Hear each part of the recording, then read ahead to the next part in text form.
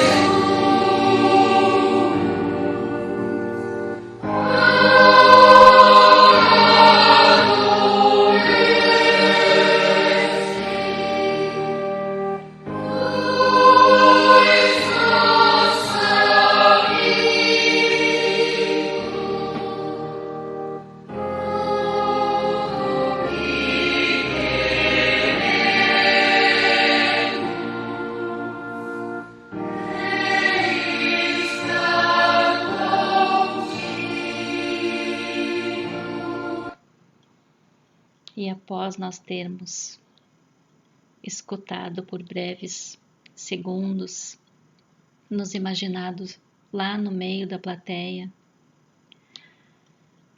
ouvindo o coral cantado por 2.000 vozes ao mesmo tempo, outras melodias de beleza singular encheram a amplidão.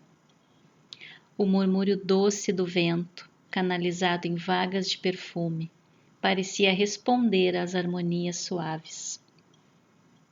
Havia permissão geral de ingresso ao enorme recinto verde, para todos os servidores da regeneração, porque, conforme o programa estabelecido, o culto evangélico era dedicado especialmente a eles, comparecendo os demais ministérios por numerosas delegações. Pela primeira vez tive à frente dos olhos alguns cooperadores dos ministérios da elevação e união divina, que me pareceram vestidos em brilhantes claridades. A festividade excedia tudo o que eu pudesse sonhar em beleza e deslumbramento.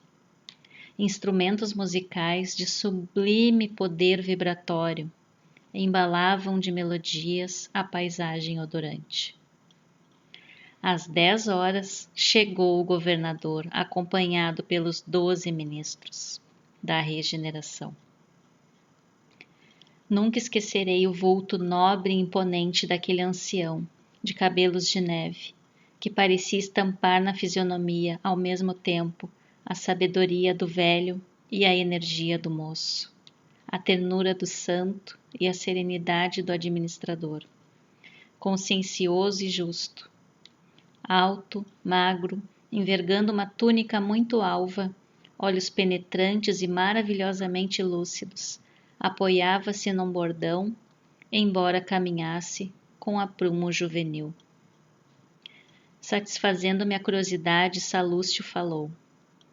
O governador sempre estimou as atitudes patriarcais, considerando que se deve administrar com amor paterno.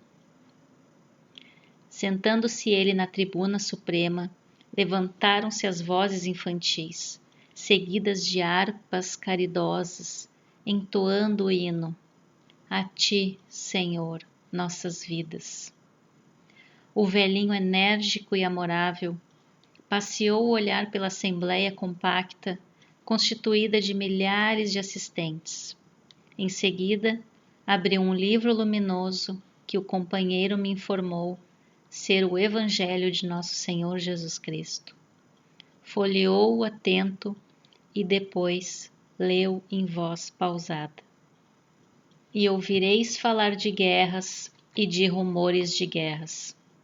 Olhai, não vos assusteis, porque é mister que isso tudo aconteça, mas ainda não é o fim. Palavra do Mestre em Mateus, capítulo 24, versículo 6. Volume de voz consideravelmente aumentado pelas vibrações elétricas, o chefe da cidade orou comovidamente, invocando as bênçãos do Cristo, saudando, em seguida, os representantes da união divina, da elevação, do esclarecimento, da comunicação e do auxílio, dirigindo-se com especial atenção a todos os colaboradores dos trabalhos de nosso ministério. Impossível descrever a entonação doce e enérgica, amorosa e convincente daquela voz inesquecível, bem como traduzir no papel humano as considerações divinas do comentário evangélico, vazado em profundo sentimento de veneração pelas coisas sagradas. Finalizando, em meio de respeitoso silêncio, dirigiu-se o governador, de maneira particular, aos servidores da regeneração, exclamando mais ou menos nesses termos: É para vós, irmãos meus, cujos labores se aproximam das atividades terrestres, com mais propriedade que dirijo o meu apelo pessoal, muito esperando da vossa nobre dedicação. Elevemos ao máximo nosso padrão de coragem e de espírito de serviço.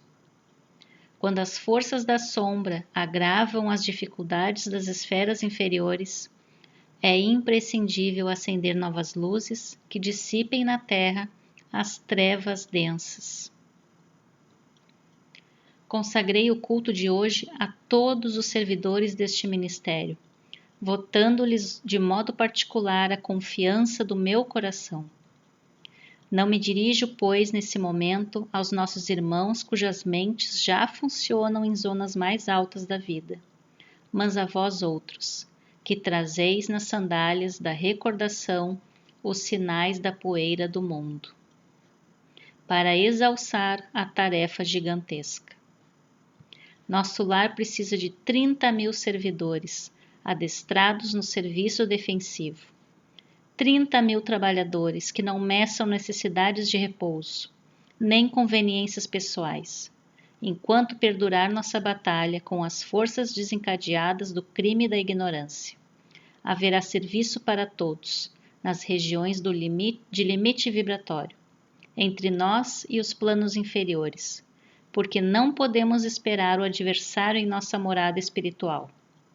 Nas organizações coletivas, é forçoso considerar a medicina preventiva como medida primordial na preservação da paz interna. Somos, em nosso lar, mais de 1 milhão de criaturas devotadas aos desígnios superiores e ao melhoramento moral de nós mesmos. Quanta coisa aqui para refletir. Ele está se dirigindo às pessoas que ainda têm os apegos emocionais, as lembranças recentes das pessoas que têm na Terra. Ele está fazendo um pedido para voltarem os seus pensamentos em prece, de uma forma defensiva. Ele está convidando trabalhadores para saírem dos seus mundos particulares, dos seus afetos, para defender algo maior, que é a paz da cidade e a paz dos habitantes e a superação do medo que todos nós sentimos, mas que estamos aí tentando aprender a gerenciar esse medo de uma forma menos prejudicial para nós. E ele continua: seria caridade permitir a invasão de vários milhões de espíritos desordeiros? Não podemos, portanto, hesitar no que se refere à defesa do bem. Sei que muitos de vós recordais neste instante o grande crucificado. Sim, Jesus entregou-se à turba de amotinados e criminosos por amor à redenção de todos nós, mas não entregou o mundo à desordem e ao aniquilamento. Todos devemos estar prontos para o sacrifício individual, mas não podemos entregar nossa morada aos malfeitores. Lógico que a nossa tarefa essencial é de confraternização e paz, de amor e alívio aos que sofrem. Claro que interpretaremos todo o mal como desperdício de energia e todo crime como enfermidade da alma. Entretanto, nosso lar é um patrimônio divino que precisamos defender com todas as energias do coração. Quem não sabe preservar não é digno de usufruir.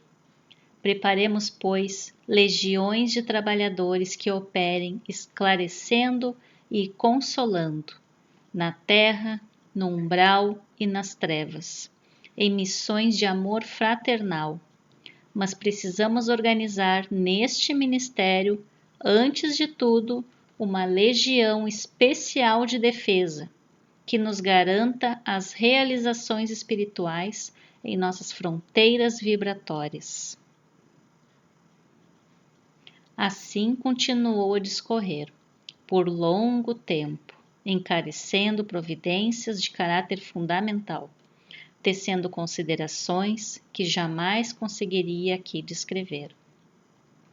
Nessa parte aqui, o que eu entendi foi que ele está convidando os habitantes de nosso lar, os trabalhadores, a um novo grau de desafio.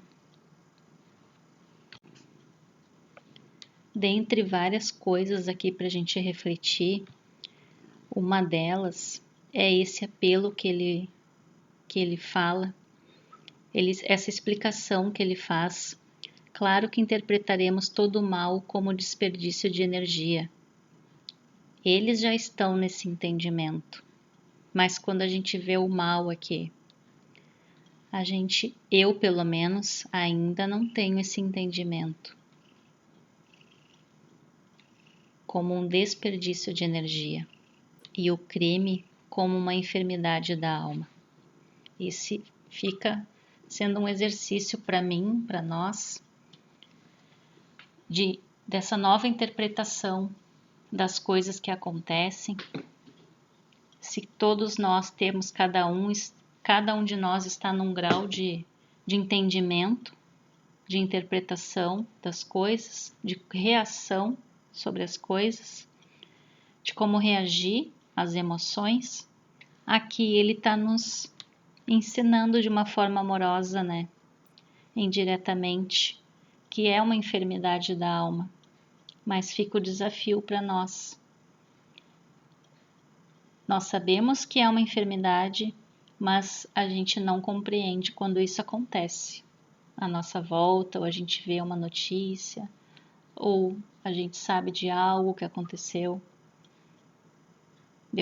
Talvez depois de muito tempo a gente venha a se dar conta, é uma enfermidade da alma. Mas até lá, nós já desperdiçamos muita energia no julgamento, no compartilhamento dessas notícias. Fica aí um convite para a gente pensar o que a gente faz com essas notícias que acontecem, se a gente compartilha, se a gente se coloca como um juiz dessas pessoas que fazem essas coisas. Ultimando os comentários, repetiu a leitura do versículo de Mateus, invocando de novo as bênçãos de Jesus e as energias dos ouvintes, para que nenhum de nós recebesse dádivas em vão. Comovido e deslumbrado, ouvi as crianças entoarem o hino que a ministra veneranda intitulara A Grande Jerusalém. O governador desceu da tribuna sob vibrações de imensa esperança. E foi então que brisas cariciosas começaram a soprar sobre as árvores, trazendo talvez de muito longe pétalas de rosas diferentes, em maravilhoso azul, que se desfaziam de leve ao tocar nossas frontes, enchendo-nos o coração de intenso júbilo. E assim termina esse capítulo com um convite. O medo. Vamos parar e refletir sobre o medo. Tem tantas coisas aqui para a gente estudar, para a gente refletir, analisar, mas vamos um de cada vez. Vamos começar lá pelo medo. Como a gente reage, como que está o nosso medo com relação às coisas que acontecem, como que a gente reage, a gente compartilha o medo, a gente ajuda a aumentar o medo nas pessoas ou a diminuir, a gente consegue administrar o medo em nós? Vamos pensar. Um beijo a todos, muita paz e luz.